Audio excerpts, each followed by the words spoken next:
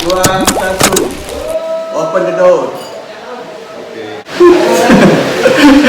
Gimana kabarnya? Baik. Walaupun sedikit apa ya? Tidak seperti biasanya. Kerja peliputan di lapangan. Kalau di tengah-tengah proses ini gimana nih? Aktivitas apa? Meliput, mencari berita. Seperti ini. Ya, gigi. Seperti kalau kita bandingkan sebelum adanya COVID ini memang agak berbeda situasinya. Nah, Karena satu sumber agak susah kita temui dan agak beberapa aturan yang terkadang menghambat kita untuk bertemu karena memang aturan dari pemerintah kan. Jadi kadang-kadang pakai via telepon atau seperti WA, telepon langsung. Biasanya kan kita langsung nunggu langsung ketemu face-to-face sama narasumber. Sekarang agak berbeda situasinya. itu kalau apa? Peliputan masih free. Masih kewajiban. Jadi kalau Pauji di media mana? Ini saya Pontianak pernah. Di Pontianak. Itu wilayah kerja juga. Fokusnya di Ketapang cuma sambil-sambil Kayong, kadang-kadang bisa juga karena memang domisilinya di Kayong. Oke. Kalau Mas Danang ini nih, Mas Danang, gimana Mas? Tengah-tengah COVID ini nih. Ya kurang lebih dengan apa yang dikatakan Mas Pauji tadi. Untuk saat ini memang kita sedikit terbatas ya.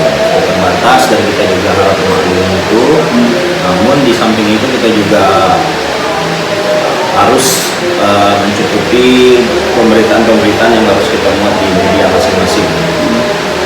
Dalam hal ini ya musibah non alam itu tadi ya, ini dirasakan seluruh belahan dunia dan masuklah ke Indonesia, sampailah ke daerah-daerah ya, salah satunya Kabupaten Kayong Utara dan kabupaten-kabupaten lain, sehingga ada beberapa provinsi yang harus menerapkan PSBB. Dan untuk Kayong Utara sendiri kita harus mengikuti apa yang dianjurkan oleh pemerintah. Itu tadi ya, pertama kita soal liputan kita di luar rumah harus mengikuti aturan-aturan yang telah ditentukan oleh pemerintah, bahwa kita menjaga jarak, seringkali bercuci tangan, selesai dari luar rumah kita harus ganti lagi pakaian, mandi, di rumah kita wajib menggunakan masker, nah hal-hal itulah. Namun sebenarnya selain itu ini juga yang cukup menjadi prihatin kita juga, sebenarnya itu berdampak juga kepada kita. Dalam hal ini tidak bisa menyalahkan siapa, kenapa gitu ya, kembali lagi ke diri kita sendiri. Dampaknya pada saat kita membuat satu berita peliputan, misalnya ada suatu perusahaan atau usaha seseorang dampak dari hal ini, bahkan kita lihat banyak di media sosial, berita-berita yang ada di media sosial maupun televisi, media-media lain online, itu banyak pemberitaan karyawan-karyawan yang terpaksa harus di PHK gitu kan, dampak dari itu PHK, dirumahkan gitu kan. Nah itu tadi, ini menjadi PR. perhatian yang sangat-sangat serius untuk ya siapa sih mau sebenarnya terjadinya musibah alam ini, terutama COVID-19 ini. Ya diharapkan bagi kawan-kawan yang melakukan peliputan saat di luar rumah gitu ya, tetap waspada, tetap ikuti aturan-aturan protokol kesehatan yang ditentukan oleh pemerintah sendiri gitu kan. Ya bukan kenapa virus itu bisa saja menyerang siapa saja. Berkaitan dengan PHK tadi kan kita juga prihatin juga, ini kan di momen lebaran, bentar lagi karyawan mengharapkan THR dan mereka sekarang itu banyak di PHK. Jadi kita tuh prihatin juga lah di sana. Oke, kalau kita fokus ke kerjaan kita. Kalau jurnalis ini kan satu hari itu kan harus punya stok berita, kan? Harus punya berita yang harus disampaikan ke redaktur.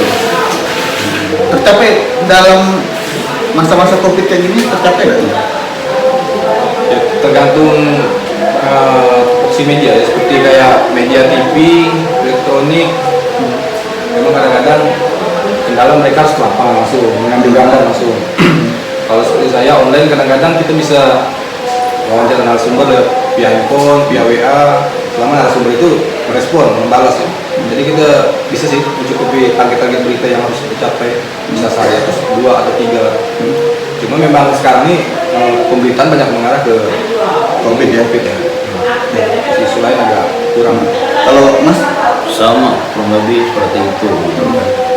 Ya, kembali lagi ke masing-masing media, itu kebijakan media pasti kan berbeda. Harus bagaimana. Apa yang sudah ditentukan oleh masing-masing media, ya itu sudah menjadi tanggung jawab, dan apapun nanti itu resikonya, harus membuat berapa berita, harus berapa berita yang harus dibuat dalam satu hari, walau sedang dampak seperti ini, itu juga kita perhatikan bersama-sama lah gitu kan. tapi tentunya dari perusahaan sendiri, perusahaan media itu ada kebijakan tersendiri ya di tengah-tengah ada seperti ini.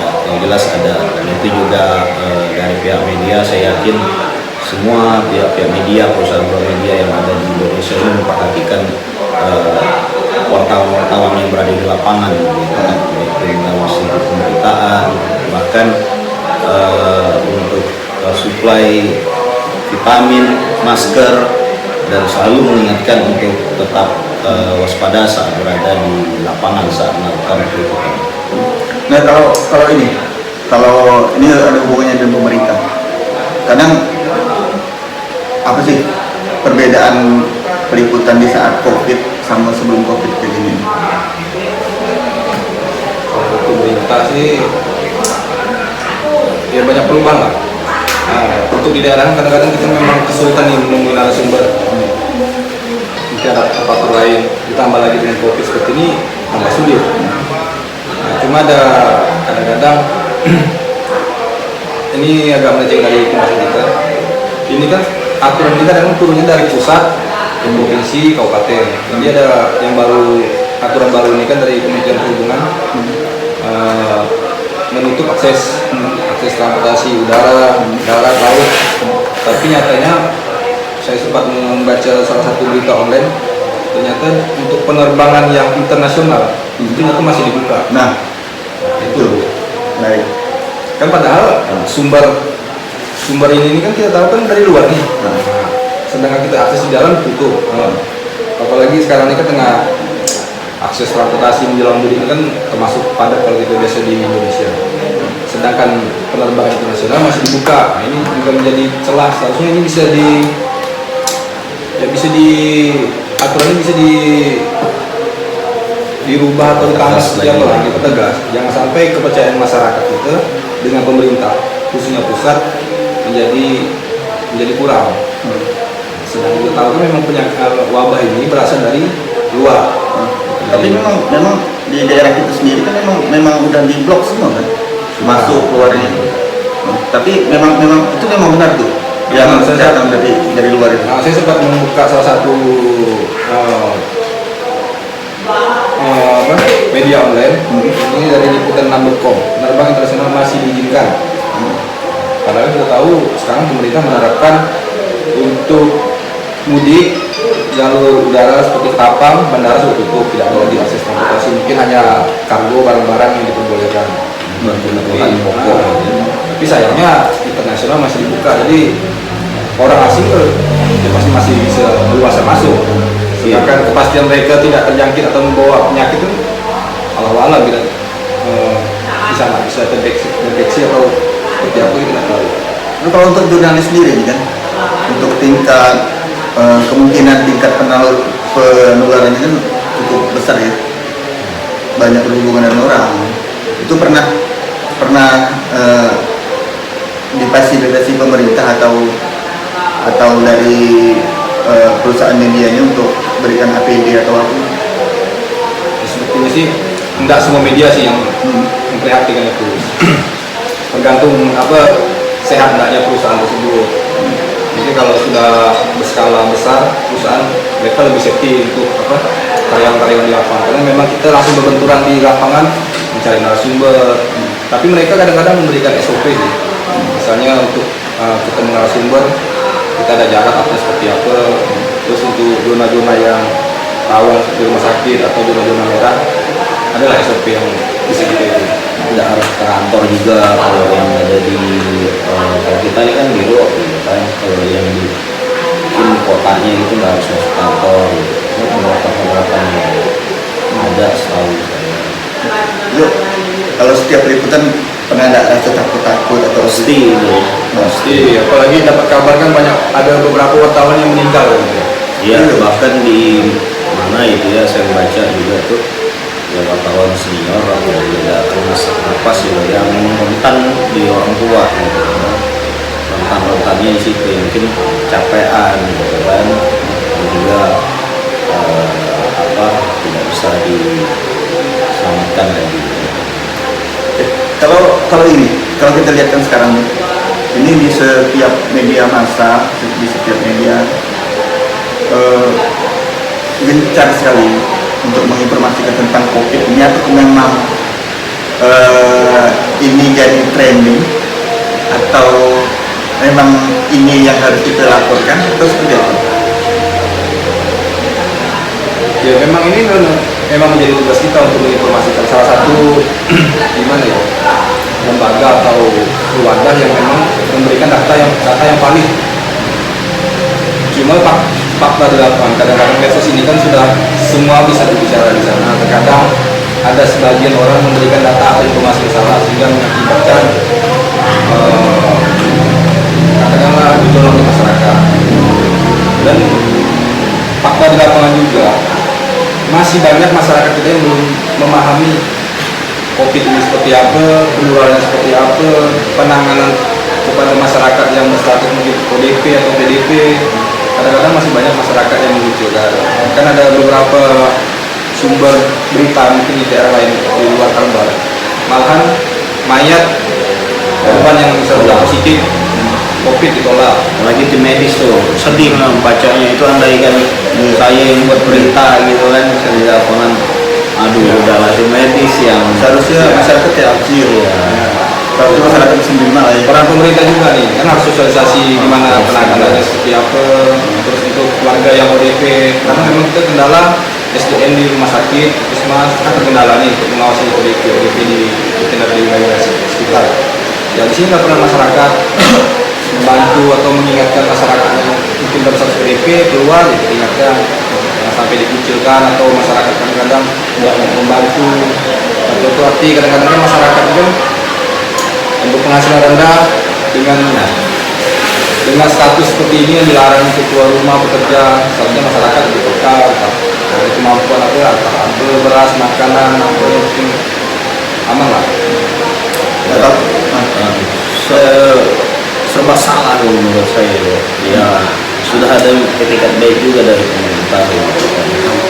Cuman ya mau kata di sini satu sisi kita pastinya berbeda penghasilan dari setiap satu individu, satu keluarga gitu.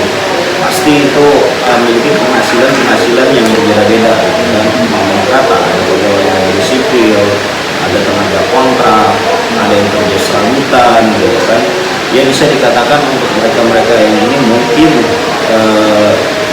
sebelum dampak COVID aja mereka harus bersusah payah, apalagi COVID seperti ini gitu. Ya ini untuk masyarakat yang berpenghasilannya sehari-hari ya oke lah, dibantu dengan beras, itu dibantu dengan telur ya, bantuan-bantuan yang ada lah dari pemerintah itu memang sangat membantu. Namun kan dari satu sisi ya kita bisa berpikir saja, mungkin saya rasa tidak mungkin mereka oke beras, telur gitu kan untuk kebutuhan hari-harinya gitu. Mungkin dia punya balita, punya bayi, atau untuk kebutuhan lain untuk membayar listrik dan segala macam. Nah itu juga sebenarnya jadi sedikit permasalahan juga gitu kan. Kalau Mas Danang menilai cukup nggak itu masyarakat?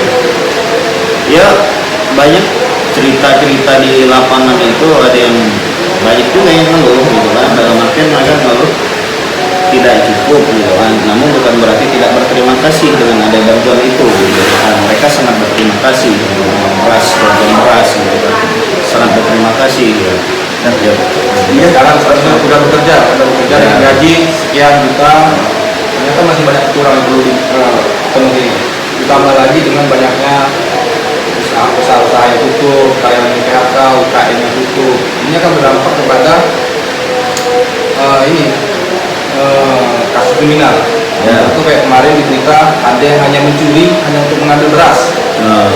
Itu udah nampak. jadi dan untuk kemungkinan tahun 98 akan keluar lagi.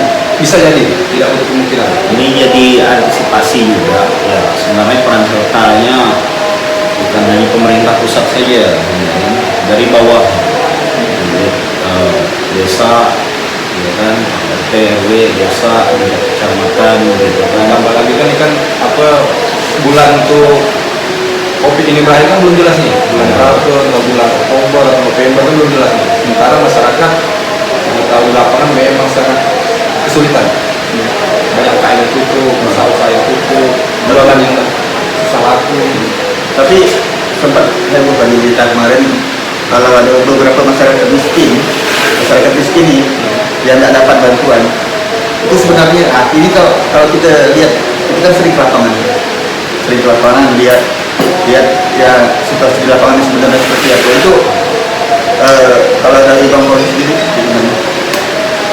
Berdasarkan pemantau dan beberapa informasi yang kita dapatkan, memang data ini kadang-kadang terbaru 5 tahun, kadang-kadang atau 10 tahun sebelumnya, sehingga update data yang belakangan ini terlambat. Jadi contoh seperti ini, ketika si A di posisi misalnya tahun 2000 status mungkin pedagang kecil mendapatkan bantuan apa PKH. Tiba-tiba 2 tahun ke depan mereka sudah kehidupan ekonomi sudah mulai lebih baik, sudah bisa bangun rumah lebih bagus, Tapi datanya terupdate. data kita terupdate, masih data lama. Sedangkan beberapa informasi kita dapat, sebenarnya desa ini seharusnya bisa mengupdate sendiri data itu. Mungkin koordinasi seperti apa. Tapi yang banyak disalahkan kan desa sekarang. Nah itu pihak desa banyak disalahkan dengan masalah data ini. Update-nya terlalu lama atau seperti apa kita tahu mekanisme. Dievaluasi ya. Sehingga dengan penanganan COVID seperti ini tambah lagi bantuan-bantuan ini banyak tidak sasaran. Ternyata di lapangan masih banyak rumah yang bisa dikatakan sudah di ekonomi menengah ke atas masih dapat. Sedangkan yang di bawah belum lagi yang sudah meninggal ternyata masih dapat. Tapi memang sebenarnya itu tugas dari dinas sosial ya untuk lebih kerja lebih keras ya.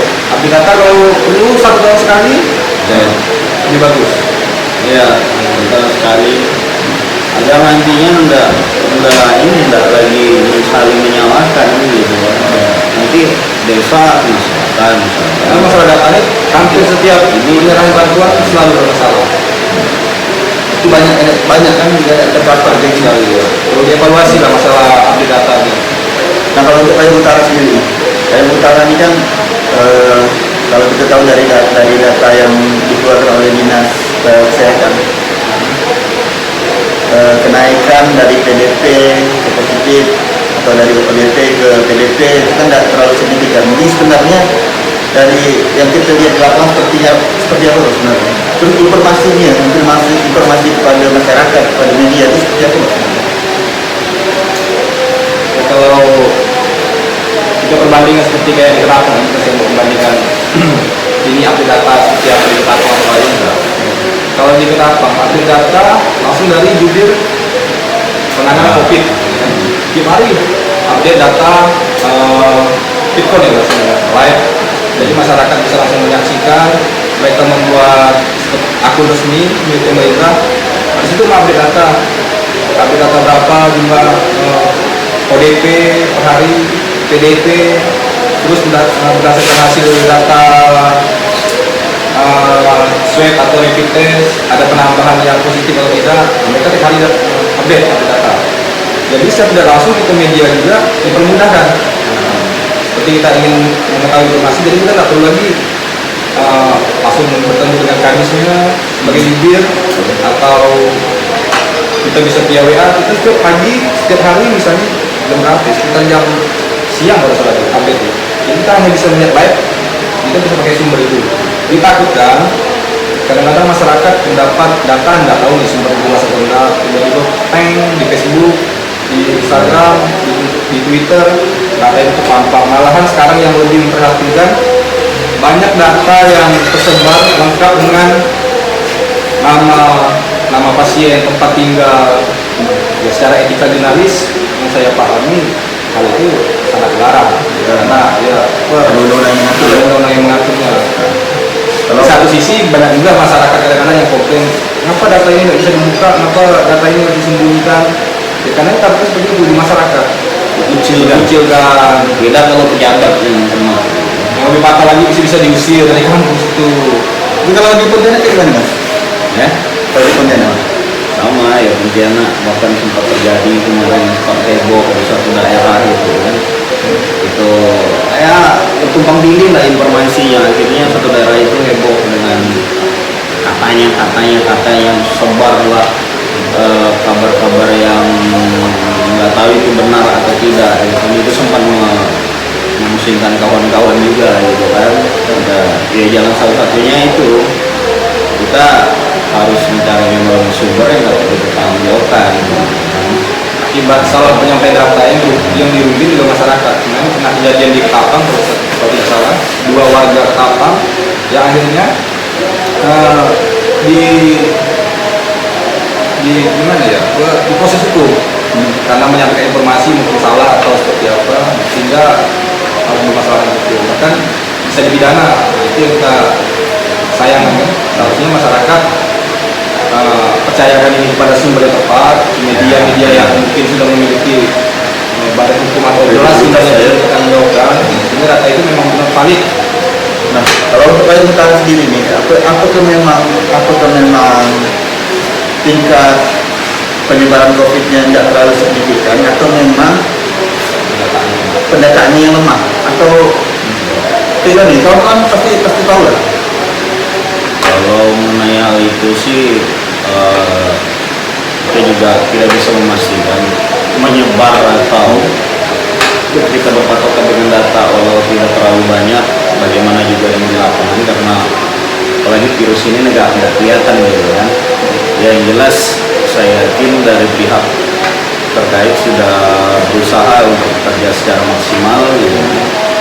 Namun itu penyampaian informasi yang ada di lapangan, ya kita berharap kita yang kawan-kawan dari pihak media lain itu saya rasa agar dapat mempercayai petugas-petugas yang telah dibentuk oleh pemerintah untuk menangani hal ini.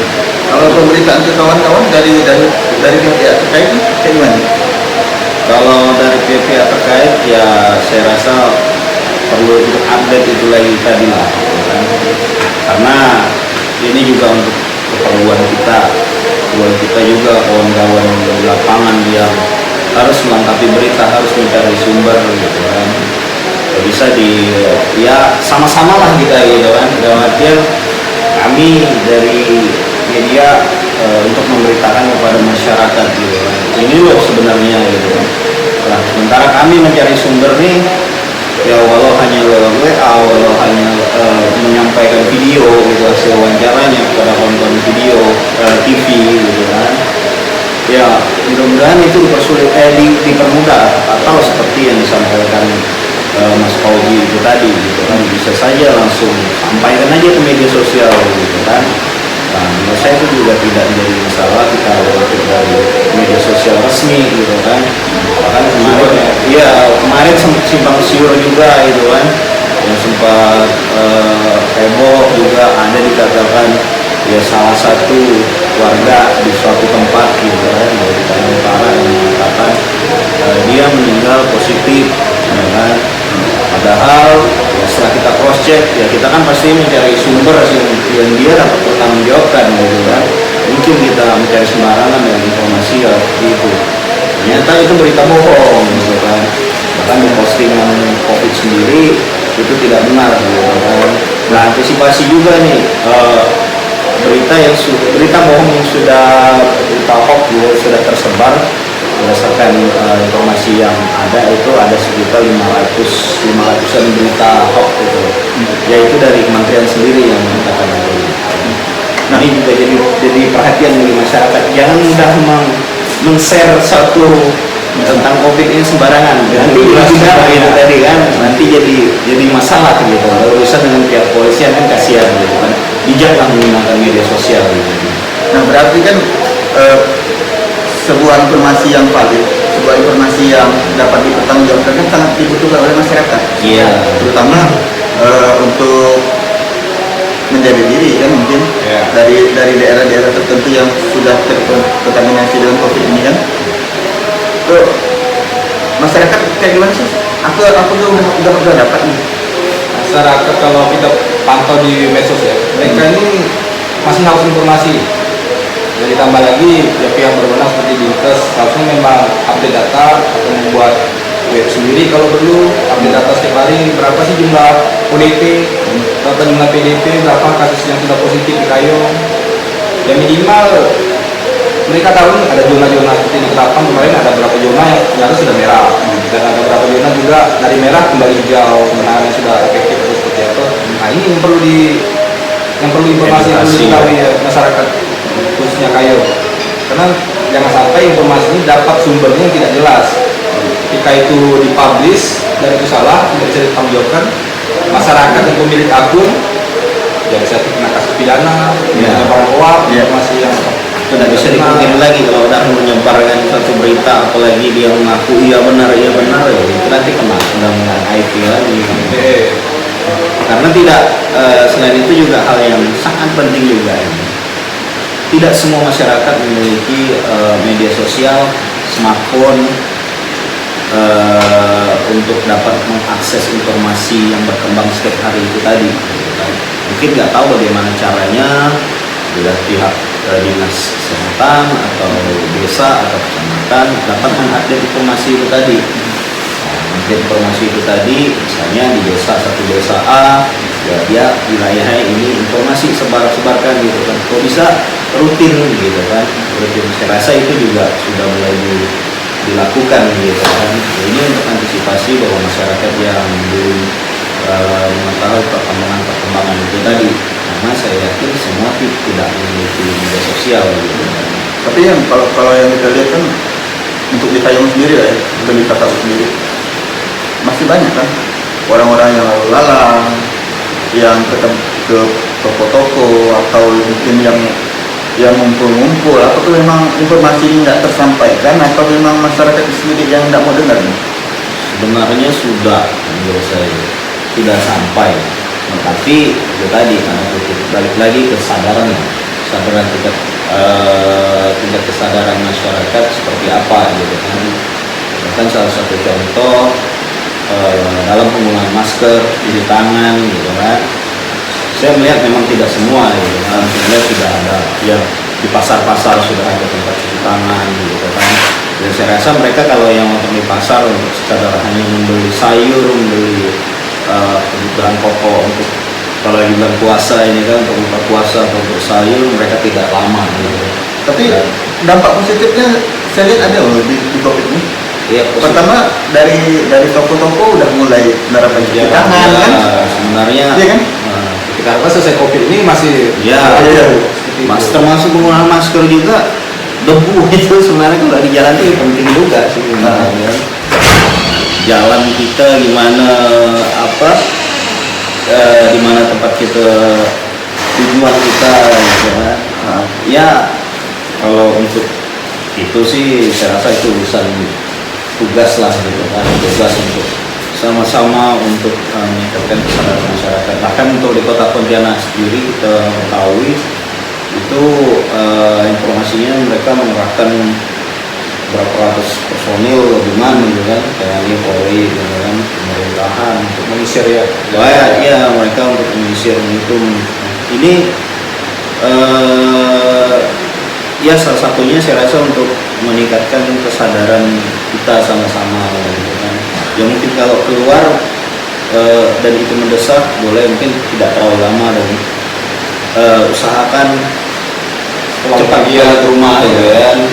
kalau kerja di luar pas baju atau mandi ya, atau dulu. ya langsung mandi kalau bisa gitu kan.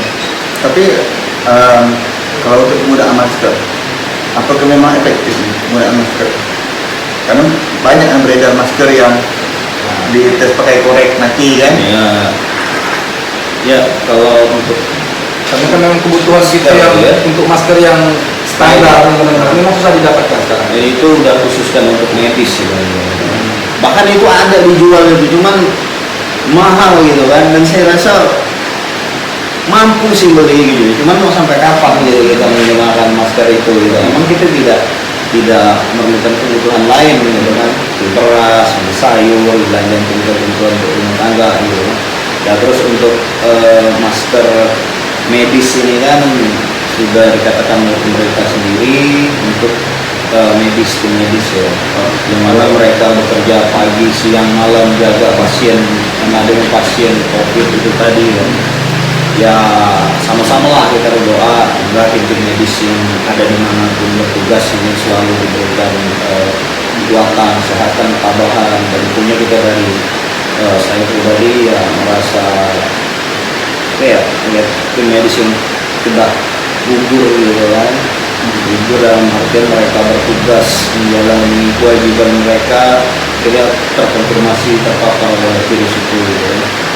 Ya mudah-mudahan ya keluarga yang ditinggal tim medis itu diberi ketabahan lah gitu kan. Sama lah kita berdoa mudah-mudahan musibah ini segera berakhir selesai. Kalau untuk komponi di Kota Pantai ini Mas Bang, kalau kenapa kita lihat kan ini udah mulai beberapa daerah itu menjadi zona merah. Itu sebenarnya apa memang dari masyarakatnya memang Pengkang menurut sini ya. pengkang atau aku Itu kalau kita membandingkan daerah beda ya, kayak Ketapang itu mungkin bisa dikategorikan sudah agak maju Lebih ramai ya. dibandingkan dengan Kayong. Ternyata di Ketapang juga masih banyak masyarakat yang membantu, masih nongkrong, warung kopi. Kadang-kadang ada tugas OPP yang harus melaksanakan razia patroli membubarkan kumpulan itu. Dan tidak bisa kita pungkiri juga, kadang-kadang kebutuhan masyarakat dengan mencari pendapatan di luar ini masih sangat tinggi. Mungkin untuk kalangan pegawai atau PNS seperti itu, mereka di rumah masih bisa dapat penghasilan, tiap bulan masih ada masuk. Cuma kadang-kadang masyarakat yang memang harus bekerja di pasar, seperti kayak kuli bangunan, belum lagi khususnya tukang parkir, ini harus terpaksa berada di luar dan mungkin sayur ya zona yang ternyata memang sudah merah, mereka tetap beraktivitas di luar, dan itu tidak bisa pemerintah tangani. bingung juga gitu. Dan kalau simpelnya sih gini ya, saya berapa ribu juga penduduk gitu kan, pemerintah menyebut berapa gitu kan. Ya udah kasih semua gitu kan, jadi masyarakat nggak keluar juga, cuman mampu atau tidak. Sekarang dampaknya juga sudah kita rasakan nih, banyak pembangunan kita lihat sampai bulan sekarang belum banyak yang berjalan. Bahkan ada beberapa anggaran mungkin dari Kemendak, APBD yang terpaksa harus dipangkas ya, untuk penanganan COVID. Nah, ternyata itu belum bisa juga mencapai titik yang memang sangat diperlukan masyarakat. Ternyata masih banyak di lapangan masyarakat yang belum tersentuh bantuan dari pemerintah. Karena itu masalah pendanaan juga nih. tapi kalau sebenarnya kalau orang-orang yang beruntung ya, aku menyebutnya orang-orang beruntung, orang-orang kaya lah. Sebenarnya kalau orang-orang kaya bisa berkolaborasi sama pemerintah, itu bisa diatasi sebenarnya.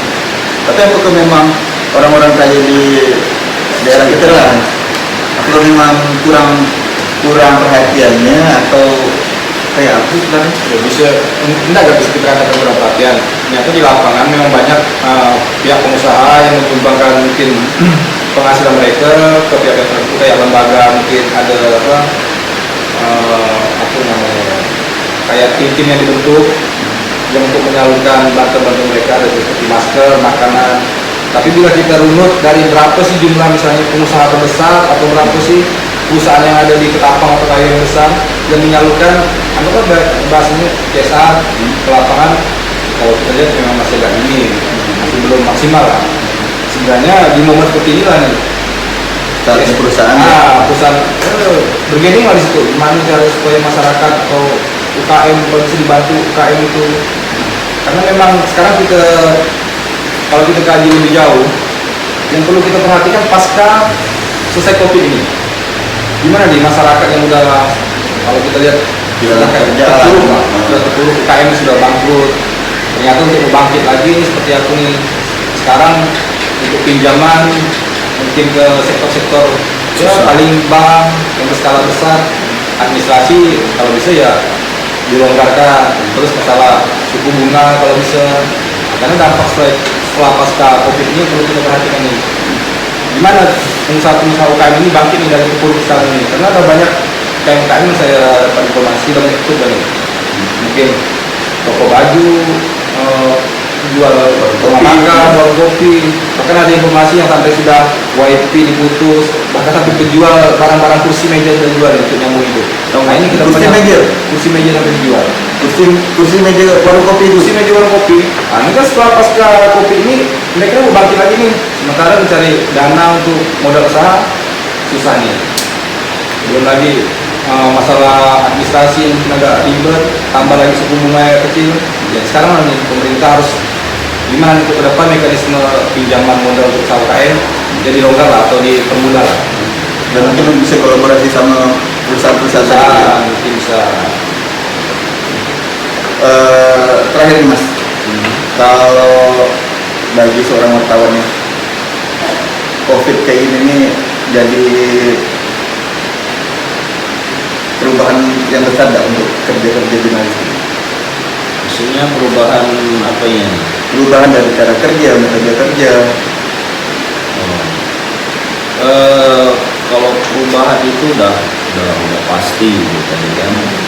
Bahkan ada informasi yang saya terima juga untuk yang misalnya ada kongres gitu kan, itu ada harus